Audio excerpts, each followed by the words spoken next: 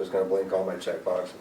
They also add a few extras like checked, which is going to be all checkboxes that are checked, or any element that supports checked. You can even string them together. So I could say checkbox checked, so if there were radio buttons or anything that were selected, this is going to narrow it down, specifically select the checkboxes. You can also go by attribute names. For instance, if I did, I think it'll work with ID.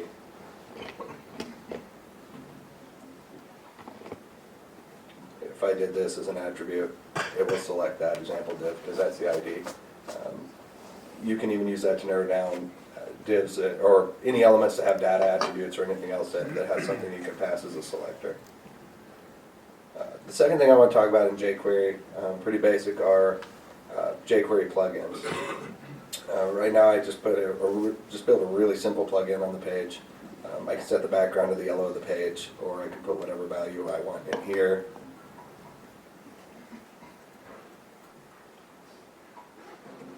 And set the background color. The way I went about doing that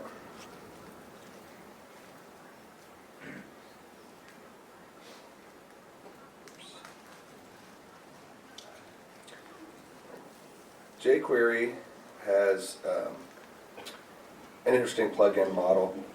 Basically, everything extends jQuery. You can do two things. You can say $dot to initialize your function. What that's going to do is put it in the jQuery global namespace. So anytime you say $dot, you're going to call that function. The other way, if you're doing an actual plugin, you say $.fn whatever you want to name your plugin. What that does is that's going to apply it to all of the jQuery objects. So in this case, in order to call the plugin, I just used HTML, which is selecting the HTML element on the page, .myPlugin. And because I added it to the jQuery FN namespace, it's automatically added to anything that gets returned by a selector. The recommended way to build a jQuery plugin, there are a lot of different ways, but the recommended way is to either use an array or use an object to hold your functions. In this case, I created an object called methods. I have a method called makeYellow and a method called makeColor. MakeColor takes an options object, and whatever my option is, whatever my color option is, that's what it's setting as the background color. So when I call my plugin, since I've wrapped everything in an anonymous self-executing function here, this variable methods is available to anything within this executing function. It's not available to anything else on the page. So within this plugin, when I call it, it accepts method and options.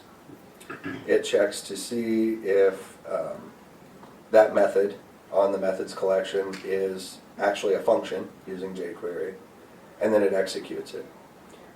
I'm executing it using .call. .call takes a couple parameters.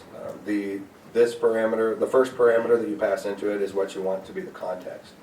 In this case, I passed this into it, which is going to be the context of whatever element calls the plugin, that you call the plugin on. If I wanted to say, if I wanted to change this so that it was the body element, I could call that method, and then the body element would always be this parameter. It would be the context.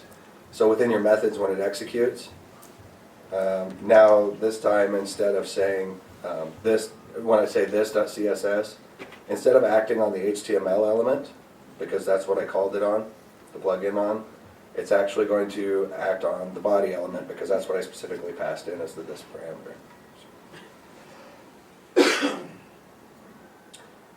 And have Ajax, but I'm going to wait just a little bit on Ajax because I have some other examples for that as we go forward. And I closed my presentation. Awesome.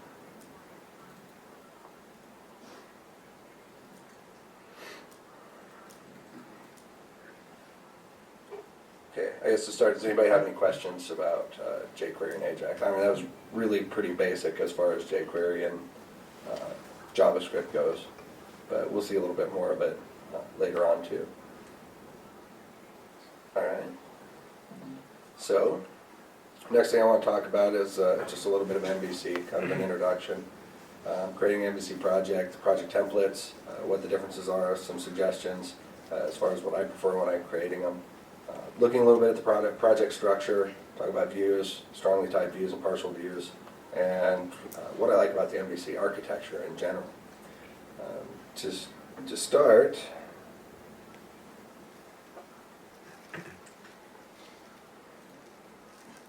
this is easier.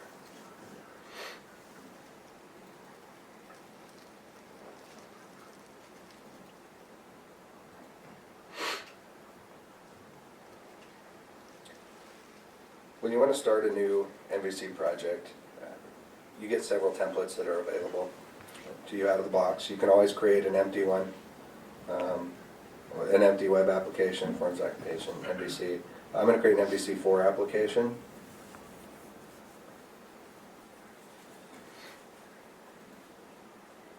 And then you get several templates available to you. You can create an empty application, which basically doesn't have a whole lot in it. It has your basic folder structure. The basic application, which includes a few of the extras, web API, and then of course a mobile application. I prefer to start with a basic application. I can't even click the box. I prefer to start with the basic application. Main reason being, one of the nice features that it has available is bundling, where it will bundle your CSS, bundle your JavaScript, etc. When you create an empty project, even though it gets most of the NuGet packages, all of the MVC specific stuff, it does not include any of the bundling. Getting that added is kind of a pain so that you can access it within your views. So I like to start with the basic empty that already has the bundle config in it. The bundle config allows you to create bundles. If you've used any other notification or bundling before, it's pretty straightforward. You can have several scripts, whether it be CSS, JavaScript. You specify the type of the bundle when you put it all in there. And then when you want to use that bundle on your view,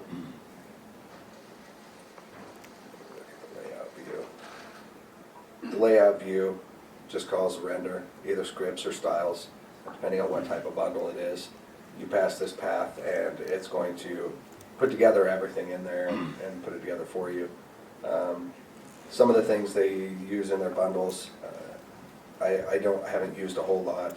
jQuery UI version, I'm assuming that this versioning gets picked up automatically somewhere. I've never used it, so I don't know. Some of these, where it uses a wildcard character at the end, the jQuery.validate, basically any script in this folder that starts with jQuery.validate is going to include for you. Same with the unobtrusive. Basic structure of an MVC project, when you first create it, it's going to create for you folders for your controllers, for your models, and for your views. Shared, it will create a template for you. This is the basic template that comes out of the box with jQuery. See if this will even run here. Or with MVC4, I'm sorry.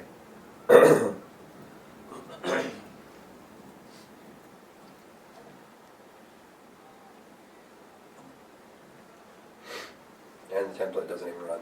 So, I don't know. I've never actually used it. But so, the layout is what's going to be applied to all of your views automatically if that's what you specify in your view start. View start allows you to choose which template that you're going to use. The reason that they have the separation between layout and view start, if you tell a view when you create it that you want to use a template and you leave it blank, it automatically uses view start. But if you'd like, you can specify a separate template that you want it to use. So different views can use different templates. Very similar to master pages. Difference being that the template basically has render body.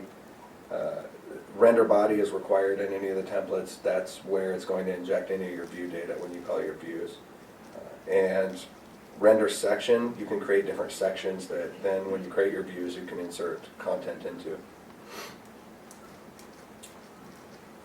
The controllers are really kind of the meat and potatoes.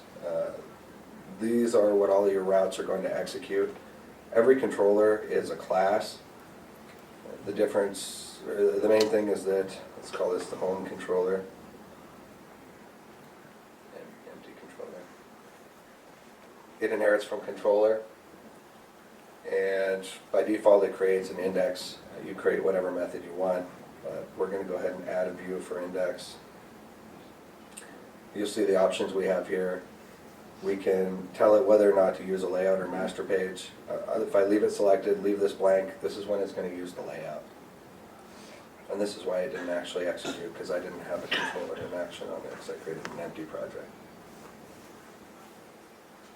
So then when you execute it, when you run it, you get your basic view that's injected into the template, whatever we put into the template.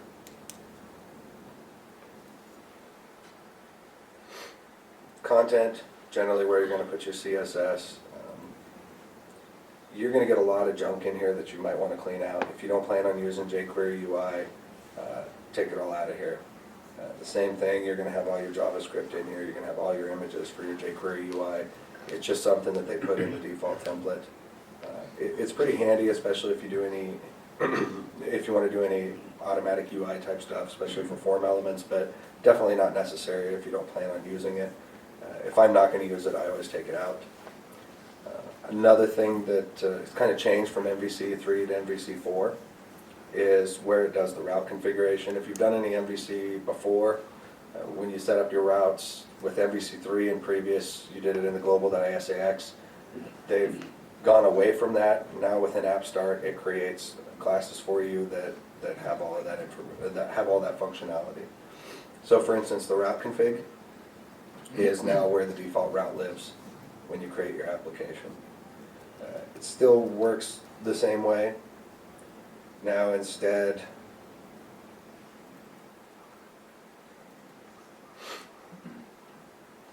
it just calls route config.register routes rather than having all the route data inside your global.isax. Keeps your application start clean, makes it a lot easier to keep your route configuration in a separate location also. That gets especially important when you start adding web API. You start doing areas. Areas are going to have their own route configuration anyway, so there's no sense in having it in a lot of different locations when most of it can be pretty centralized here. I'm going to do this in PowerPoint so I don't have to keep closing it.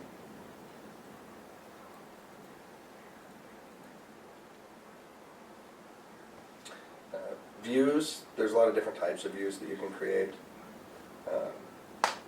Basically, when I created my view for my home controller, let's go ahead and delete it.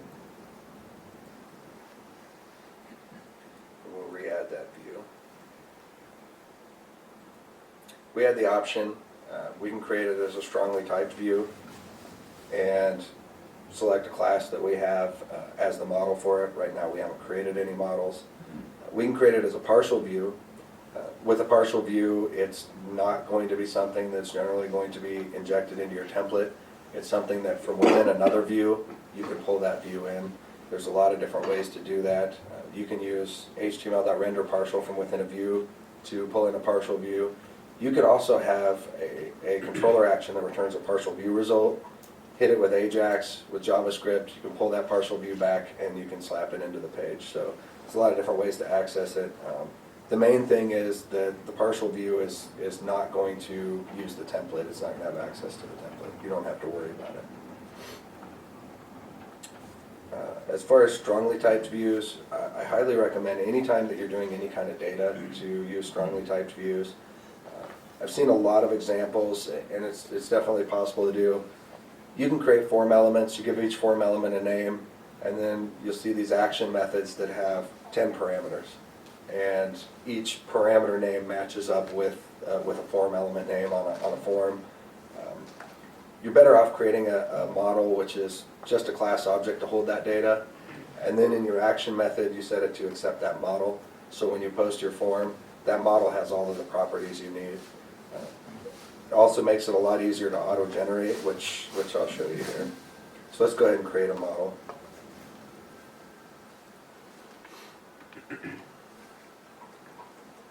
This will be the person.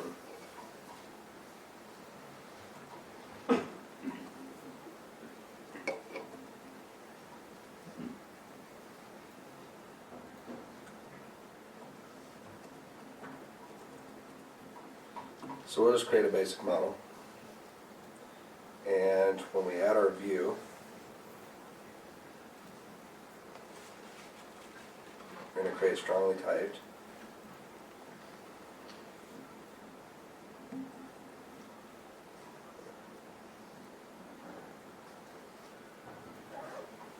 What did I call this application? NBC application one.models.person. The nice thing about this is now, rather than saying input type equals text, name equals name, whatever I want to call it, you can use the extension methods to generate that for you. So I can say HTML text box for M, which is going to be your model in your Lambda, since we use a strongly typed view. I can say m.name. The nice thing about doing this is, for one, it's going to generate this text box for me. But also, if I've posted this form, and since there's no longer any view state, MVC doesn't have view state information like classic web forms does. Now if I take this and I post this form back to the server, and I have some kind of error, when I return the view, I return the model back with the view, and that data will be repopulated because HTML.textbox4 is going to put that data in there for me. So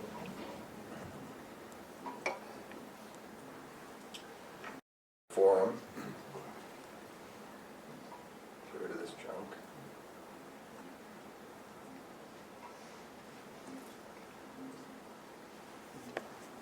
Oops.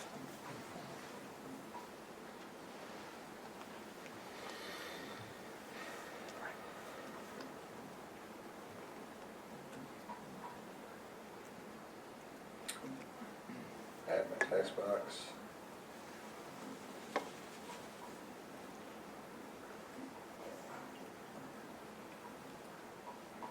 Put a button, get rid of my stupid semicolon.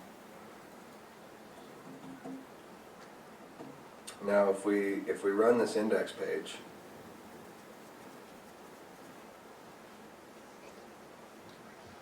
it should get a form.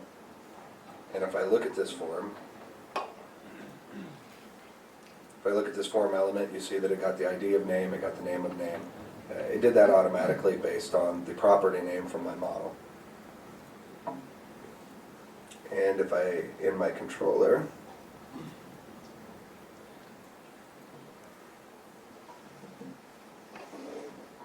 we'll specify that this is the get operation.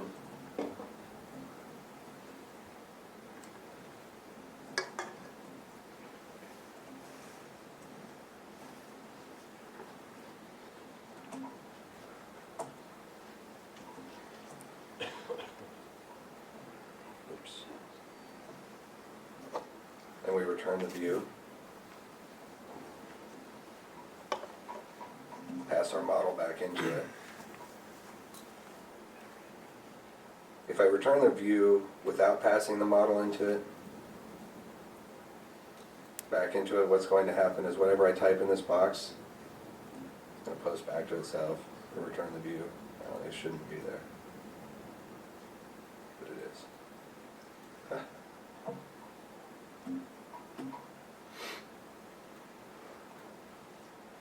When you return the model back to the view, it's going to give you access to all of that information. Even in the getter,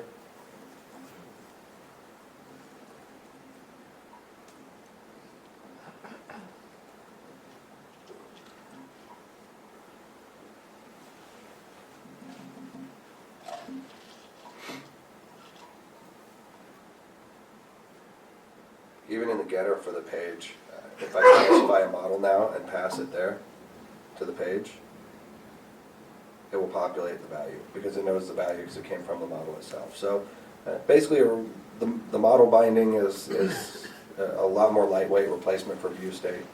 The great thing about it is now every time you go back to the server, you're not posting all of this junk. You're only posting what you output, what's in your form fields. Makes it a little more work because now you have to be responsible for repopulating any of your form fields, but you should be anyway. Shouldn't be relying on the application to do it for you. The problem with web forms is they try to make the websites appear to be stateful when they're really not. They're stateless, and they just pass all of this information back with every call.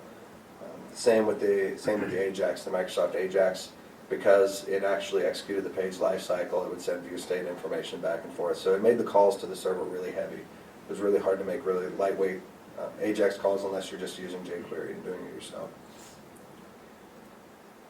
And the other option is a partial view result. So let's go ahead and create a new view here. And we're going to call this partial test. We won't make it strongly typed, we're just going to create a partial view. And inside this partial view, say this is my partial view. So now in my inbox, or in my index, if I want to, I can say html.renderPartial.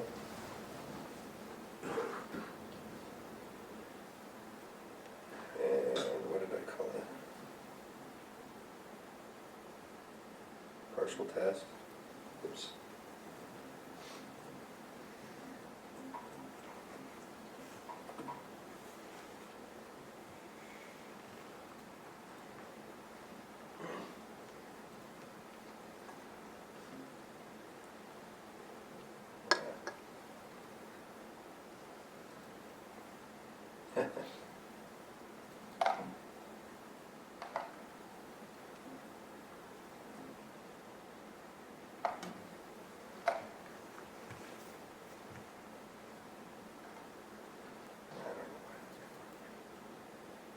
We'll just do it like this, which is how I usually use partial views.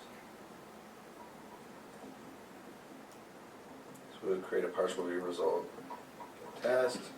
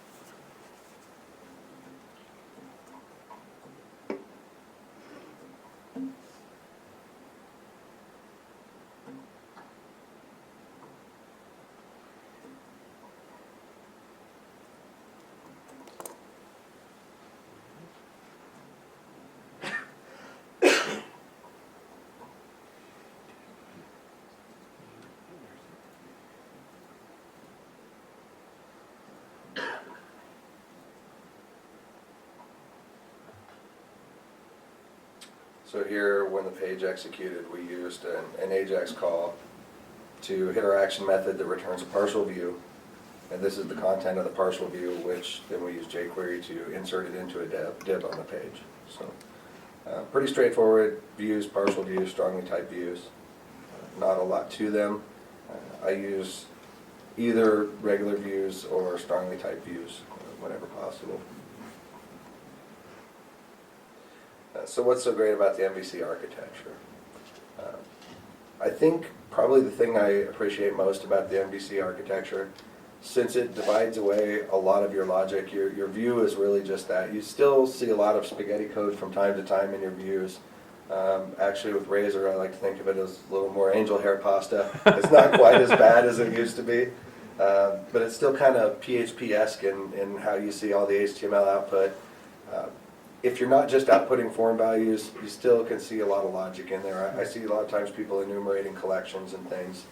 Not the best thing to do if you can avoid it, but sometimes it's necessary. But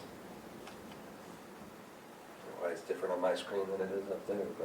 But I lost my train of thought here. But it does keep a separation. So your view is going to present your data.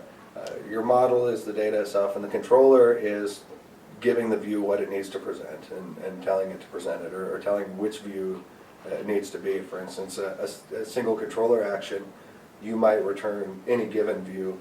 You don't have to return a view that matches that controller action. You can pick one and return it, depending on what's passed into it, which is kind of handy from time to time. You can do a lot of other things as well. But what's nice about it is the controllers are classes. When it comes to testing, this is very important. If you want to write unit tests and things, it makes it very easy to do, because you create an instance of your controller, create an instance of your class. You can fire away the methods like you fire away any other methods. You're not dependent on having to make HTTP calls to test all of your functionality. You can run it through a regular unit test. You can see what comes back and verify that it works. That's probably one of the things I like best about the architecture. It also lends well to things like dependency injection and kind of naturally separates out some of your concerns. So it's really built to have your data layer separate from your application logic, separate from your display.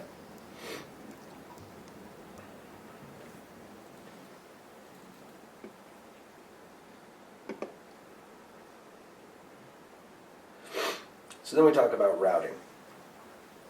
How are routes defined? We already saw the route config that defines the routes. Essentially, MVC uses placeholders. So controller is kind of a built-in thing that tells it basically which class to instantiate. Action is which method on that class that it's going to execute. ID is in the default route. They have ID set to URL parameter.optional. It means you don't have to supply ID, and that route will still execute. So you can have action methods that accept ID as a parameter.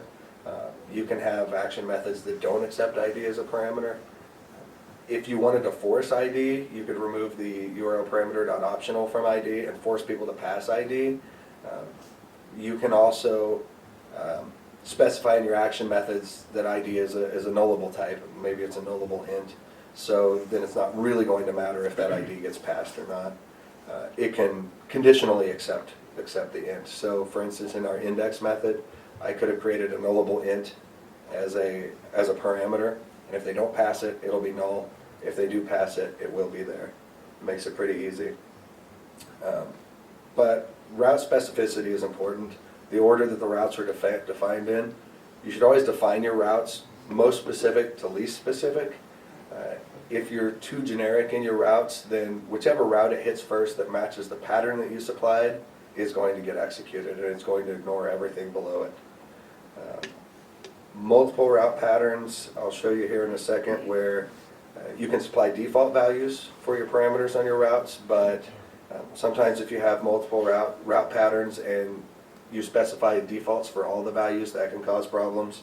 And I'll show you how to use wildcards for your parameters that'll let you accept more than one value, which is kind of handy, especially if you're building a search-enabled application. So I created another demo project to talk about routing and results.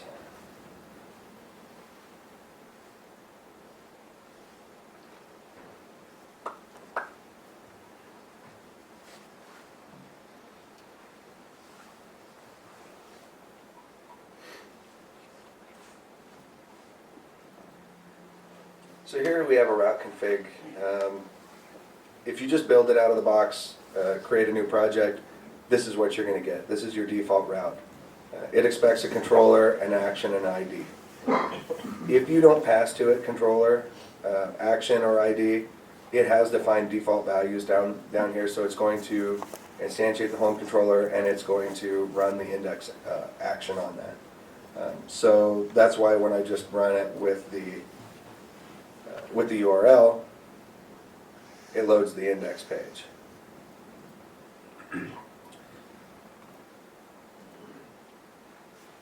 And we can define our own routes to take different patterns.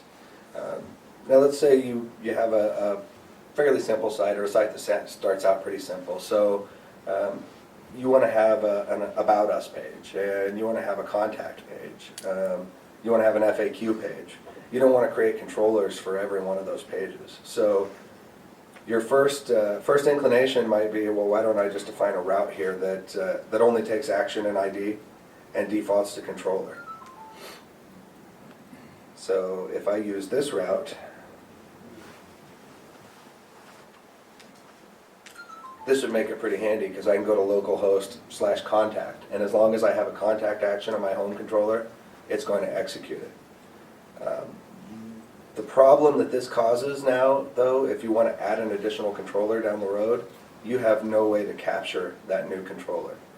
So if I created a test controller with an action method called foo, it's not going to execute because it's going to see two things in the URL as route parameters, and it's going to treat them as action and ID. It's not going to pull the controller out because this route will get executed and this route won't ever get executed if there's only two values. As long as there's three values specified, this route will still get hit because this route doesn't account for three or more values being specified. So if I, for instance, tried to go to another test ID, it should now fail.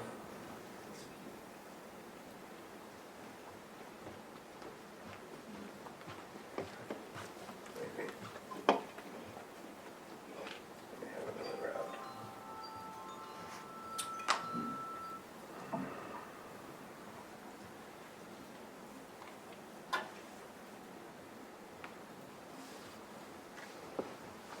So let's say then that a user requests the URL test, and this is the pattern we have in our routes. Our first route says action ID. Our second one says controller action and ID. So if the action method test exists on the home controller, then that test is going to get that test method is going to get executed on the home controller when we run this. If the action method test exists on the home controller, but we also have a controller called test, it doesn't matter. It's going to hit this first URL pattern first, and it's going to execute test on the home controller. If the home controller does not have an action named test, and we have a test controller, then it's going to fail. Then it will fail because it's still going to resolve this URL pattern, and it will not be able to find the action or look for the test controller without specifying it. So then we can look into a little bit more complex routing. For instance, what if we want to change the order of the parameters that we passed into it? So we want to pass a session ID, then the controller, then the action, and then an ID value. We can definitely do that. Here we have a route specified for session ID, controller action ID. And if we set then this is in our complex controller.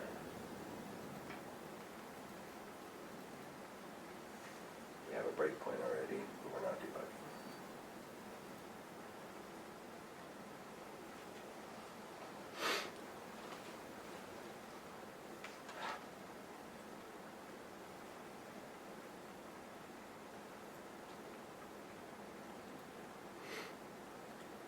So we can see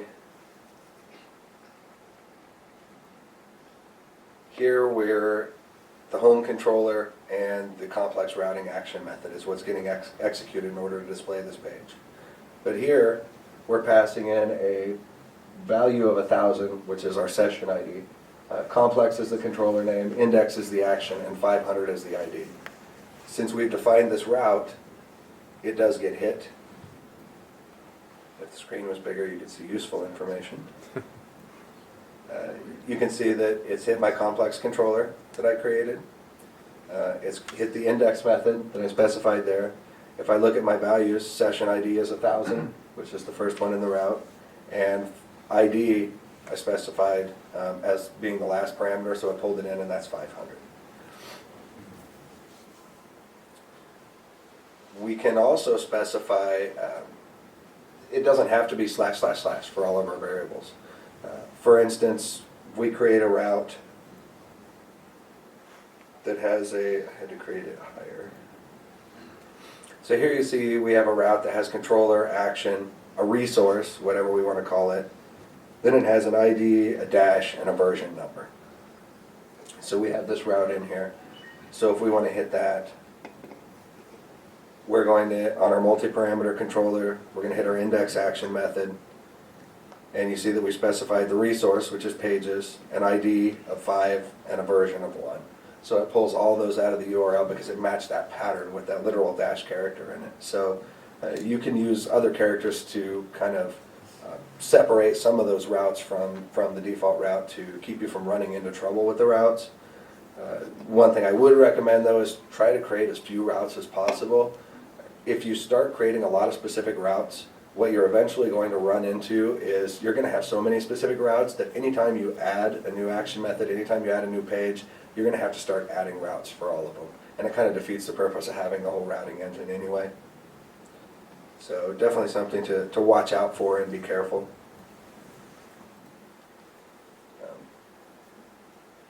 Now, there is something that you do have to watch out for though when you're defining your routes. For instance, I can supply default values. So if I want to supply default values for right here, I've got the control, which is the same controller that it was up top.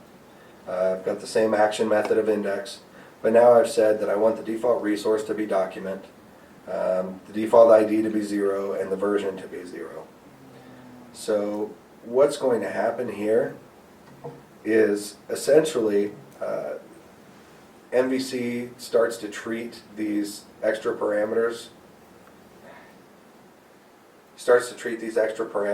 sort of as optional parameters. It doesn't require them to be available in the route because you've specified default values for them. So then what you run into is if you're using MVC to generate hyperlinks, which you can do, there's an extension method called html.actionLink. You pass into it, this is the controller I want, this is the action that I want, or action controller, and it will build a hyperlink for you. And you pass in what you want the link text to be. And it builds out the hyperlink based on how it knows how to route to that action method on that controller. The issue you run into is we have a default route, which is controller action and an optional ID.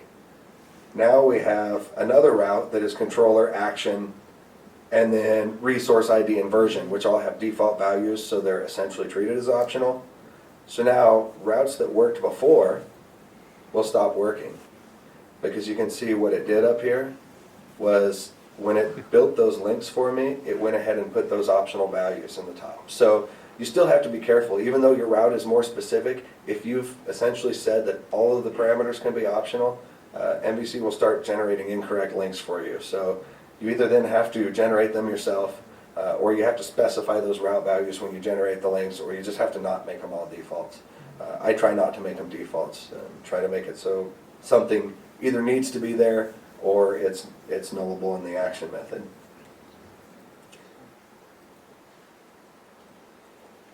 So now we'll unbreak this. The next thing we'll look at as far as routing goes is wildcard matching. You can add wildcards in within your routes. Essentially what this will do is everything from this position on in the route, it's going to treat as one variable. So for instance, let's say I have a search controller and I want to take a query into it. So whatever's passed into the URL, I want that to be my value. So now I've said that if they have the literal word search and then a /q, don't know why, just picked it. And then I specified star query, which is going to be everything else in the URL. So if I execute that, I think I already rebuilt this. So I can say, oh, I already have one here. Oops. I wasn't supposed to say /page, but. So if I say /search, /q, /my name is Dustin.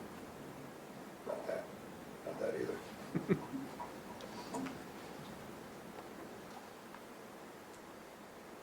I didn't have a breakpoint set.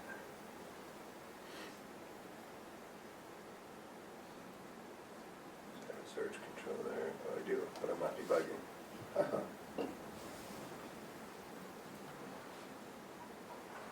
So now if I say /q /my name is Dustin, when it executed my action result, I have actually two parameters. We'll talk about the second one in a second here. But the first one is query, and this is what I specified in my route. And I use the star. So if I look at the value of it, it says my name is Dustin. I get everything from the rest of the URL. Don't have to use slashes. Again, if I had put /search /q /whatever, that's what I'm going to get. Now you don't have to specify all your values you don't have to specify all of the variables within the route if you want to access the variables. For instance, in this case, my action method for the search controller takes two parameters. It has a query parameter, and then it has another nullable int parameter that would be the page number of, say, the page number for your result set that you want to return back. You'll see that this is null because I haven't told it any way to figure out what page is. But if I follow this link here, which has the same query at the end of it, but then I use the query string to specify the additional variables. Assuming I didn't close the wrong window. It hits my breakpoint. Oh, because my breakpoint was already hit. Now it hits my breakpoint, and you see that my page is populated with what I passed in the query string.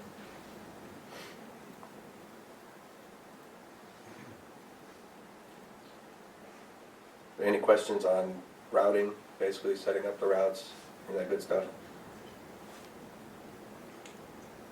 Okay.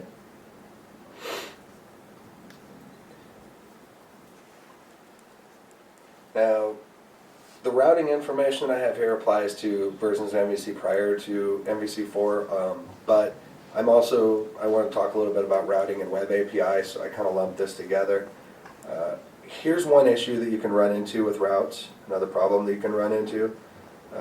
Let's say I wanted to just create an admin route here.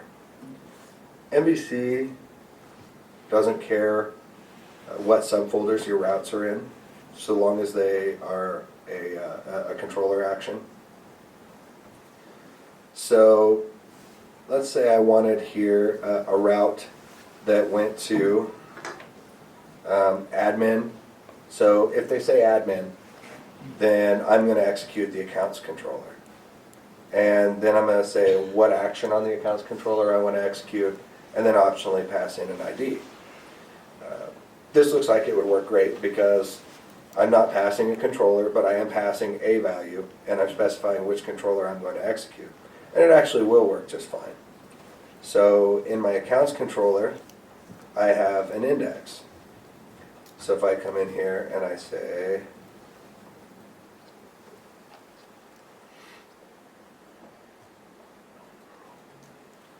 admin /index/5, that will actually work. And I'm not debugging again.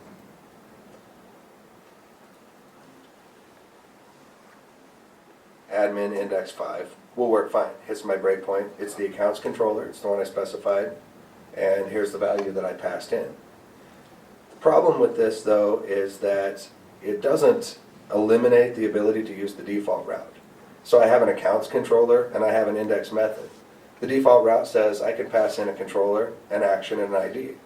So here I can still say accounts /index/5 without the admin, and I'm still going to hit that action method because I'm not really hiding it from anything by just specifying a different URL route for it. There is a way to make that separation. The best way to solve that problem is using areas. Areas let you create a lot of separation within your application. So if you look at the content of an area, I create an area called 51 here by default. If you look at what's inside each area, it's the same structure. Controllers, models, views, and then an area registration file. In fact, if I create a new area here, so let's right click, add a new area, and I'm just going to call it junk. Doesn't matter what you call it. So when I add it in here, it creates the folder structure for me. Controllers, models, views, and a web config. If you don't want to use Razor, for instance, for your area, if you want to use some other different configuration for your pages, there's a lot of different stuff that you can do in here, different namespacing. One thing I will caution you about is if you're using forms authentication, it's at the site level. You can't create an area and then try and create a new authentication within that. You have to handle your own authentication and do that separately. So it's not really treated as a separate application. It's just a different segment within the same application. If you look at the area registration for the area, you'll see something really similar. You see that it creates the default of 51 controller action ID. So this was generated by MVC when I created the area.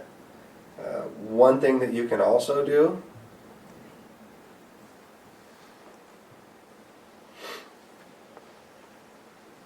is, if I don't copy and paste, fix this problem. If you don't ever plan on having another controller within your area, you can do don't uncomment your comment. You can say it's just 51 action ID, and you can set the default controller, set it the index, etc. In most cases, you're probably going to end up having more than one controller, or at least the possibility of having more than one controller in the future. So that's really not the best approach. Use the default one, deal with the longer URL, save yourself a lot of headaches down the road. Another thing that's a little bit different about areas is if I look at the new area that I created here, you'll notice that the views are empty. So let's go ahead and in my junk controller here, let's add a new controller. Can't remember what it called it, so we'll just call it junk.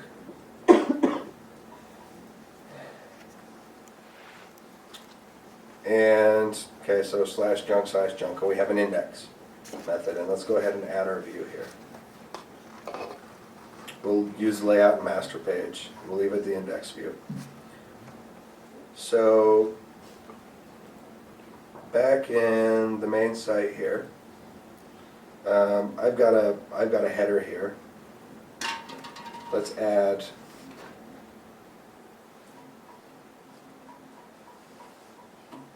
a header to it.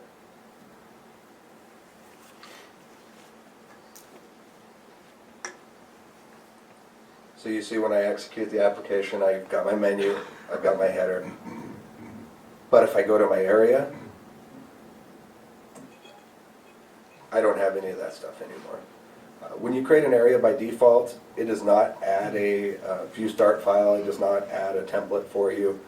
It's made so that these areas also can have separate templates really easily without changing a bunch of stuff. So if you want to use the same template as the rest of your site, easiest thing to do is to copy your view start page that points to your main template. So I'll copy my view start page,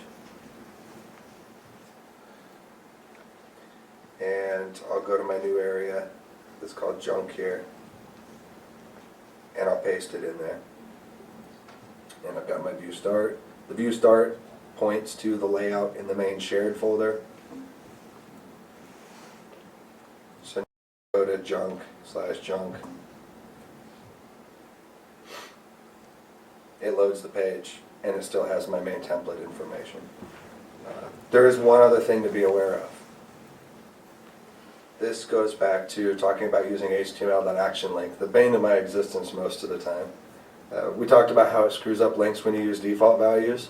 It will also screw up links when you use areas. So I'm using the same template that I used for the base site. If I am on, oh, crap.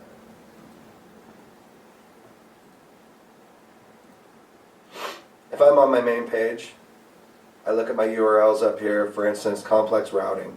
So my URL is /home/complex routing. If you look at how I define that template,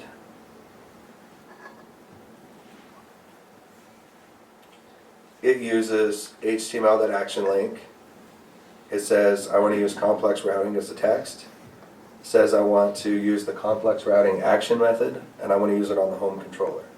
That's all that it specifies. The problem is that an area treats it kind of like that area is the start of the application route. So now if I look at my junk page and I look at my URL, it goes /junk/home/complex routing. So just by adding an area and using the same template in that area, you've blown up all the URLs that are being generated in your template.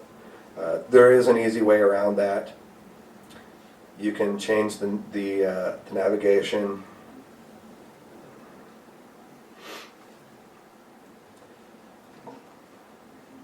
Difference being now, when I call my action link, I'm passing a route values object to it that says I want to use the home controller and I want the area to be empty. So now when it generates the URLs on my junk page, reload that page, now everything goes from the correct location. So pretty straightforward, just something to watch out for when you're building it.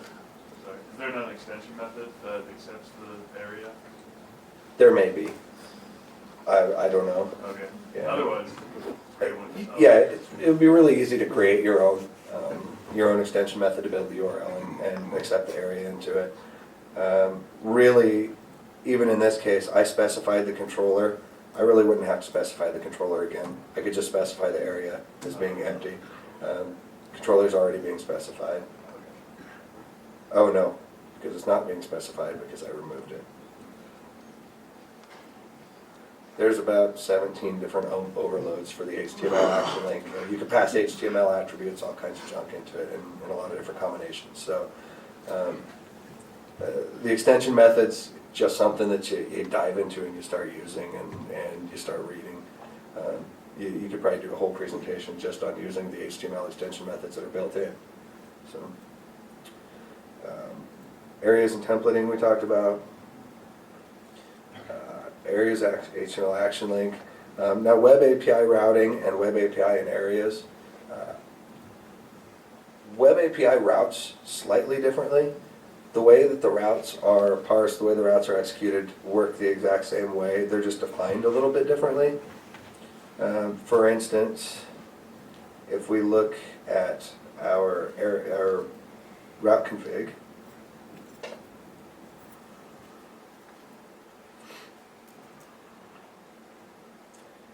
we looked at how our basic routes are defined. We've got controller, action, ID. If you look at, and it uses routes.maproute. This takes a route collection. Web API configuration takes an HTTP configuration and it calls routes.map_HTTP route. So instead of URL, instead of a name, a URL, and an object, the variables are name, route, template, defaults. Actually, you don't have to even specify these, and it will still work fine with your route. But by default, MVC does. They tend to, or Microsoft does in their template. The templates tend to be fairly verbose. I think it's just mostly so you understand what's going on. So, but it's the same thing. We have a route template. They always start with API. They don't have to. You can put whatever route you want, just like you can any other MVC route. The important thing is just to know what order all the routes are defined in. So if we look again at our global.asax, you can see that the first thing that's done is register all areas. So any area you have that has a specific route, if you have that same route defined in your route config, the area route is going to take precedence because it always maps those area routes first. then it maps the web API, then it registers routes, registers filters, registers routes, and registers bundles. So really your areas and your API routes, if they match any of your other global routes, they will always take precedence. So it's important to be careful when you're mapping those routes to make sure you're not overriding any existing functionality that's already in the application, which I think is really why by default Microsoft makes it API/whatever. It kind of creates some separation. Another thing when creating your controllers, you can see here I've created some subfolders. Again, MVC doesn't care what folder your controllers are in. It doesn't care that they're actually in a nested namespace. So if I look at my accounts controller, the namespace is actually resultsdemo.controllers.admin. The only difference is if you look at the areas and look at these controllers, it's actually routing resultsdemo.areas and then the namespace that they're in. So anything that's within this areas namespace, when it's resolving those default routes, not when it's resolving the routes, but I showed you earlier how you could go to /admin/accounts/whatever, or you could just go to /accounts/index. You couldn't go to just /junk/index. It will not actually resolve this route. You have to have the area name first, and then the controller, and then the action. And that's prevented by it being within the area itself. Also, just like you can have MVC controllers and actions in the routes, you can put web API with inside the routes too. It will still resolve those just fine. Works the same way. So then we talk about result types in MVC. I'll try and go a little faster so we can get to MVC4 specific stuff, sorry. Why do we use results? Well, results in MVC basically tell the browser what to do. We have lots of different kinds of results. We've got action result, view results, partial view results, JSON results, redirect, status code, there's a bunch of them. The important thing to know is that everything's an action result. Action result is the base class for all of these other result types. And if we look at our result types,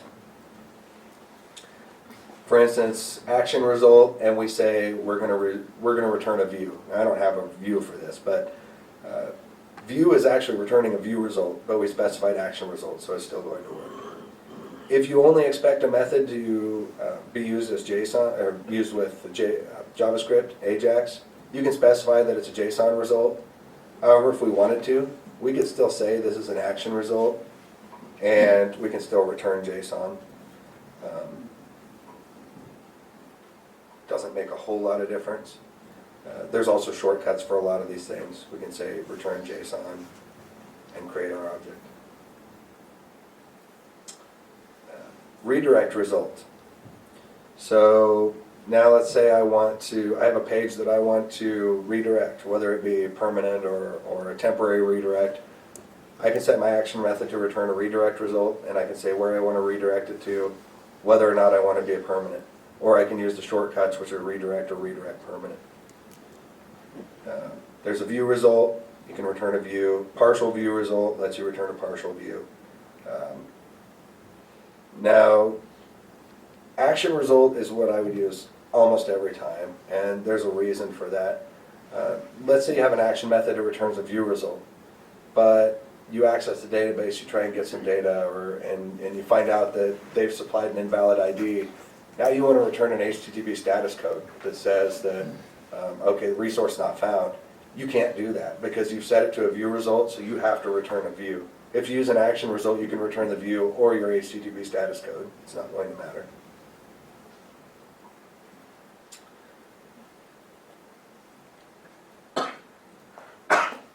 Any questions so far?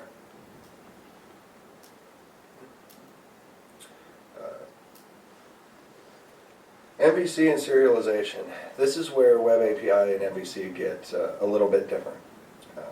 MVC does parameter binding and Web API does model binding. Essentially, you can use a model as your input parameter for MVC.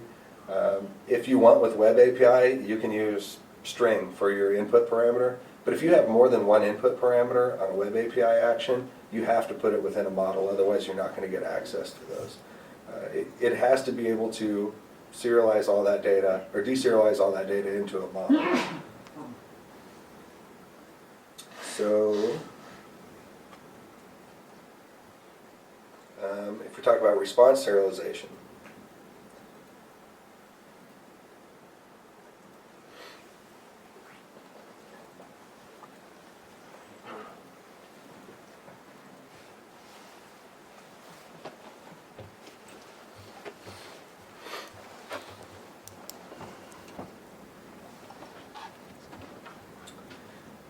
in our AJAX requests that we're making from JavaScript, we can specify the data type that we send to Web API. And that's going to be sent as the accept type in the header. Web API, one of the nice things about it, where it's a little bit different, MVC uses results. Web API, you return objects. So if we have a controller here, so I've got a string, I've got an area called strings, which I've got a Web API in, and I've got a string controller. So if I say get characters plain, I'm passing into it a value. I'm returning an enumerable string. I don't have to return a result. Based on the accept header, you might send JSON, application JSON, you might send application XML. MVC is going to serialize into the type that you want it to serialize into, unless you've told it to do otherwise, and it's going to try and return that type to you. So if we actually look at GET requests, if I want to get these characters in a plain array, pass some characters into it, it's going to perform a GET request. This is the URL it hits, and this is the response it sends back. This is a test.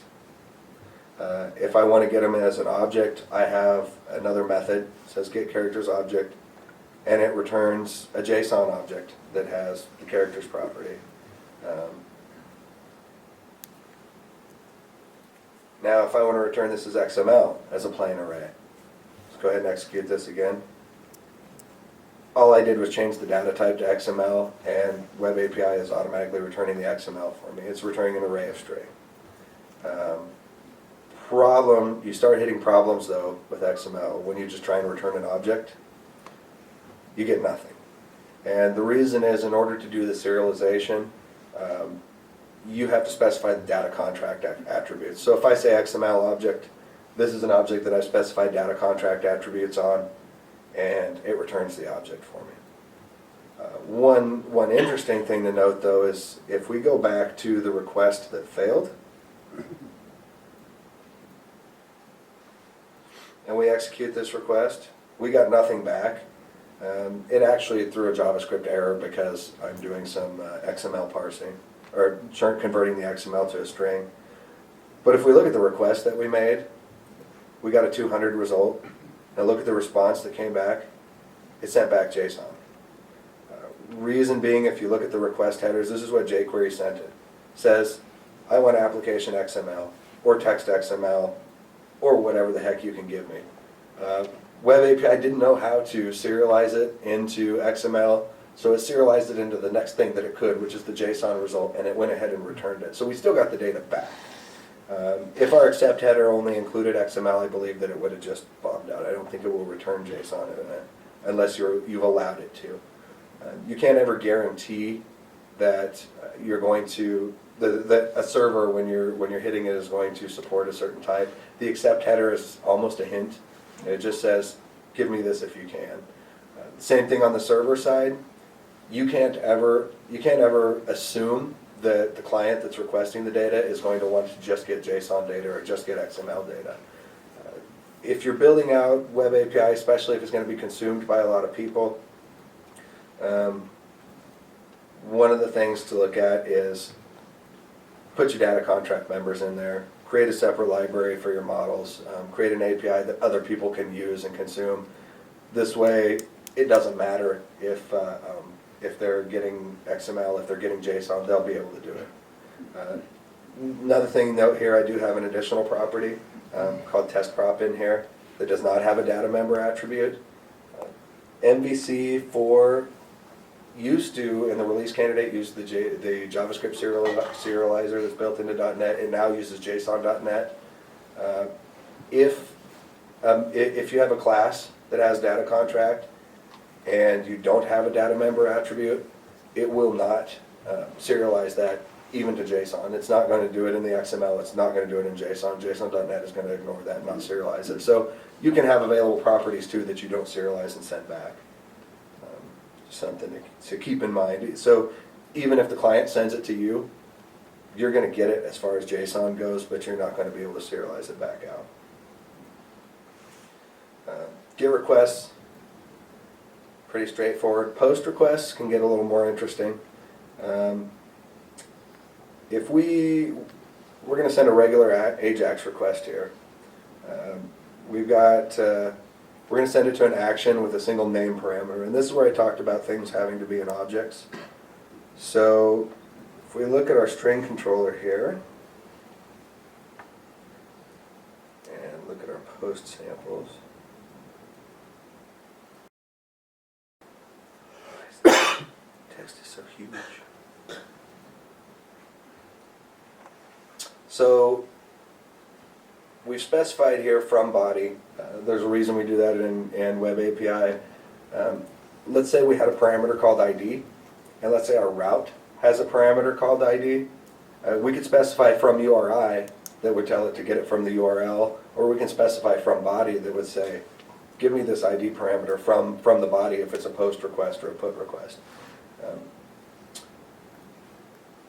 So what we're accepting here is just a string, and we're returning back a string. I'm sending the string execute to it through a post request. Regular AJAX request, we get nothing. If you see what I sent, you see what I sent down here. This is what I actually sent to it: name and user group.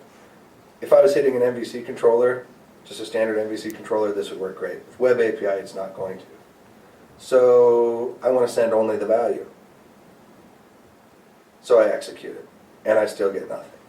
That's another problem with the model binding. It expects it to be an object, so just sending the string doesn't work. So in this case, you have to call json.stringify, which you see actually escapes it and quotes it, and then when the API controller gets it, it says, oh hey, this is a string, and it knows what to get, and it deserializes it correctly.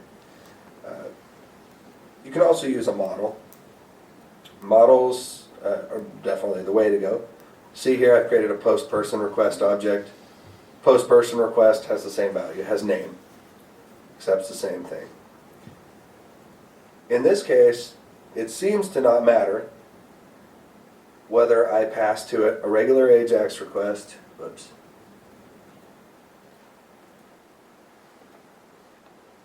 unless I blew something up.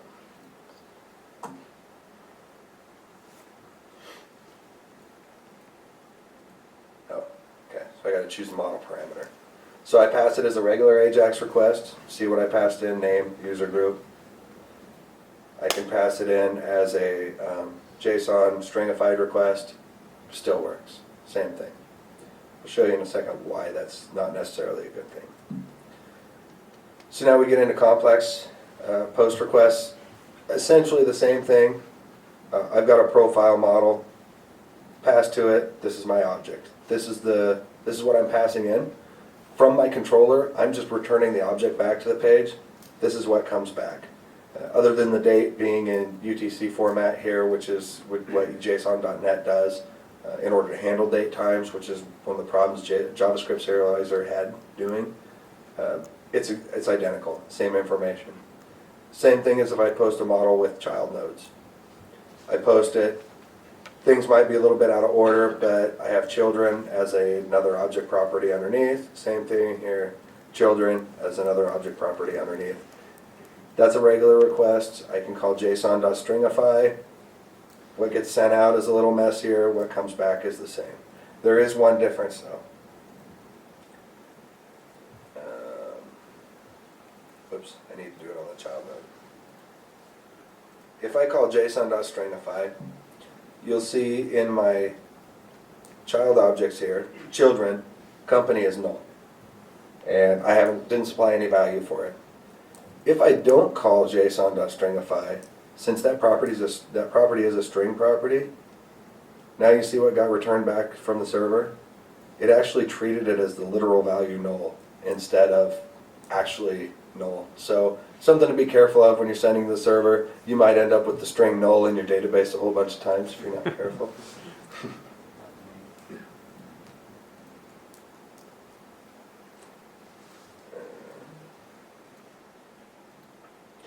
Talked about that. Any questions on how the requests are serialized, deserialized?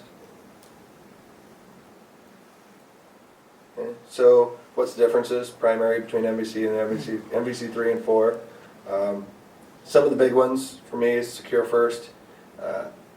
Before you could say, you could put the authorize attribute on a controller and you could lock down the whole controller, or you could put it on specific action methods.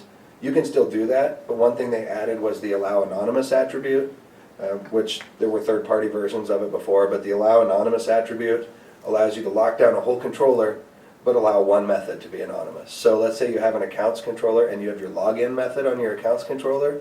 You can make that anonymous so people can still get to the login page, but nothing else without being authorized. Anti-forgery token, which was available in MVC3, it's meant to create cross-site request forgery. It used to accept a salt parameter. The salt parameter wasn't very secure. It actually appended that salt to the cookie name. I don't know why it was even there. It might have been something that was used internally, but it's been deprecated. You can still use it, but you'll get warnings. Routing and configuration moved into the route config class. Introduction of simple membership. This is a big one. If you have an MVC3 site and you're using the membership and role providers, especially the built-in stuff, and you want to move to MVC4, you can still set it up to use the old membership and role providers, but don't expect your existing data to work with the template out of the box with MVC. They've moved to something they're calling the simple membership. I have not yet implemented it, but it's really designed to simplify the whole authentication and authorization process. It's kind of a bring your own schema type of system, so rather than being locked into their user and role and GUID model, you can define how you're storing your own users and stuff in the database, and this just handles the authentication and authorization piece of it. But it does not work with the old membership schema unless you build something to make it work with the old membership schema. It's not the same type of provider that the old ones were. Same with simple profile, goes along with it, same thing. Web API, obviously new. They've added mobile site templates. Mobile site template uses jQuery mobile, so you can create an MVC4 mobile site. Not a lot to it. I haven't actually done it to deploy anything, just to test. Pretty simple. One thing, you can have hybrid mobile and regular sites. It allows you to do that detection. You can have views that have .mobile.cshtml at the end of them, or you can just have your regular view names, and you can determine which view to execute. I'm not super fond of that architecture because it makes you duplicate all of your views and some of your functionality. Better approaches are to use some of the new CSS3 features like media queries to change your layout based on screen size. If you're worried about your CSS being too big, maybe you could swap out your layout based on whether or not they're a mobile device and still use the same views and just use your media queries to determine what you're going to display and how you're going to display it.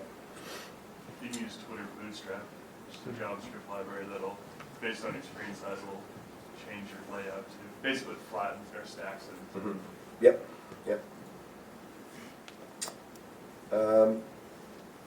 Asynchronous action methods. This is a big one that I really like.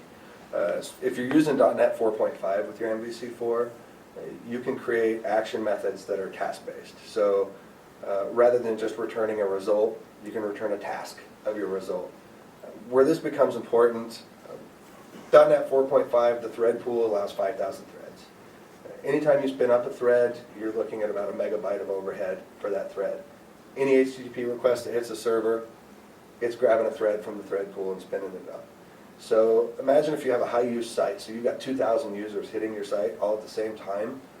That's 2 gigabytes of memory you're using just to hold on to threads. if they come and go and come and go and come and go, that's not a big deal. But now let's say you have a site that's dependent on external services. So you're making HTTP requests to external services and you have to wait for their response. So you've got a thread that's sitting there waiting for your HTTP request to come back and not being released. If it's a high volume site, you could use up all of those 5,000 threads in your thread pool pretty quickly. Since you can now use task-based action methods, and I didn't write an example, but it's basically pretty much the same thing. You mark them, you create them as a task, you mark it async. You use your await keyword, use like an HTTP client. The HTTP client that Microsoft built in works real similar to REST Sharp. You can now use the await keyword and make an async call to that service. Rather than holding onto that thread, hits that await keyword, throws it away, makes it available to the next person. That response comes back, it's going to start up a new thread, continue where it left off. It's not going to appear any faster to the user. They're still not going to get the response until everything's done executing. The important part is that it doesn't hold on to resources it doesn't need that are just sitting there waiting for something else to do the work that it needs to do. All right. So I built a kind of a sample application. Looks like I built several sample applications.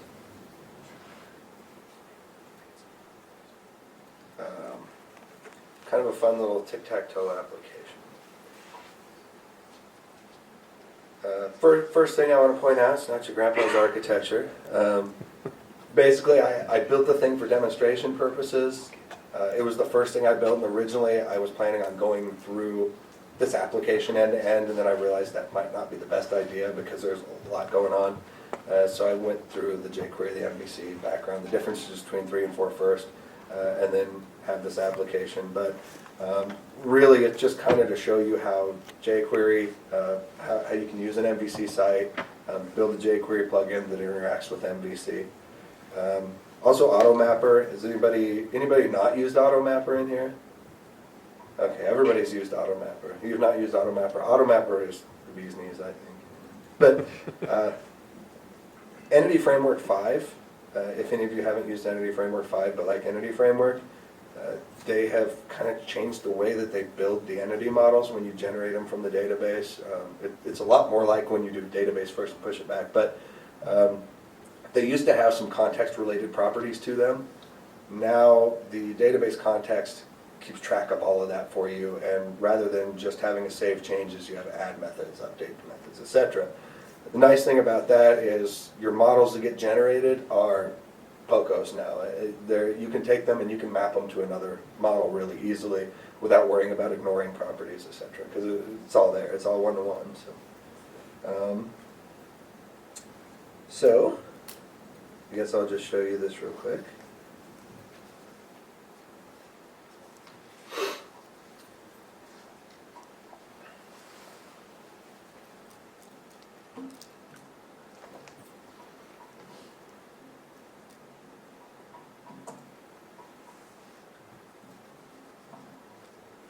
I have to use 2 browsers for this one.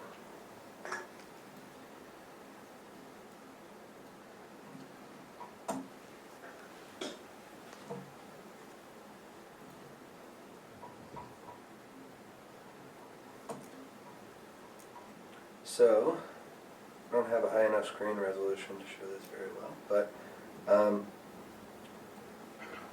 so if I create a session with one browser, join a session with the other browser, see that the session's here. Essentially, this is Ajax. I built a little tic-tac-toe that is entirely a jQuery plugin. If I look at the page that this is on, actually,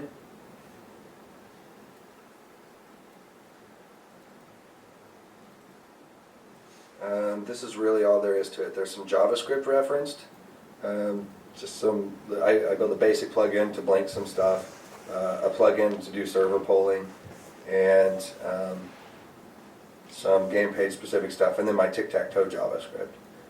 So I have a div on the page called tic-tac-toe. Here I call it tic-tac-toe game dot tic-tac-toe, and I call the initialize method, and that's it. Oops. It was it until I broke it. Let's try this again without minimizing the browser.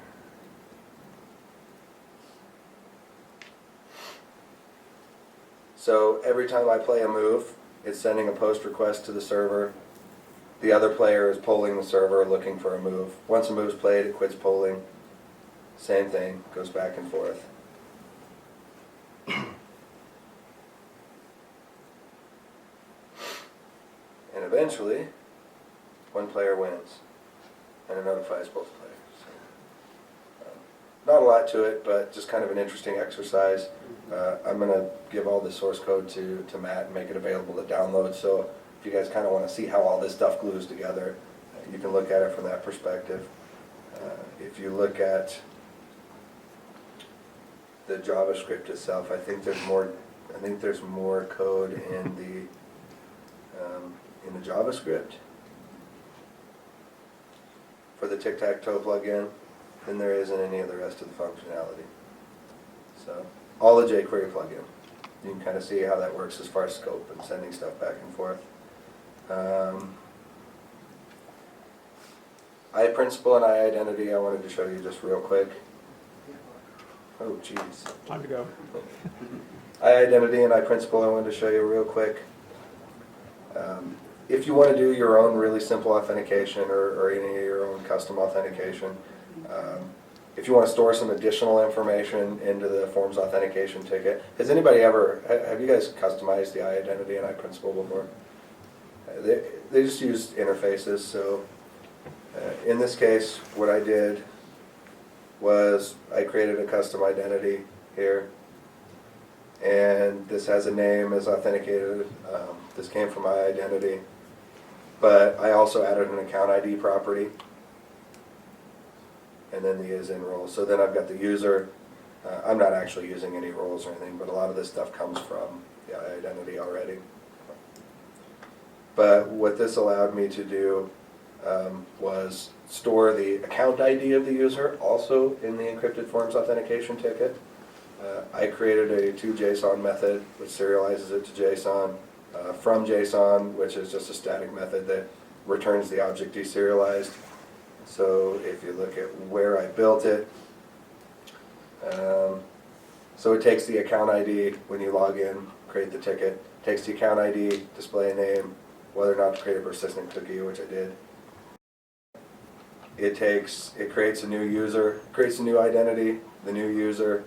Rather than relying on the user and the identity that are already built into the forms authentication ticket, I just serialized the user and stored it into the encrypted ticket. So then later when you want to pull that back out, you can and deserialize it. So it lets you store a little bit of extra information with that ticket.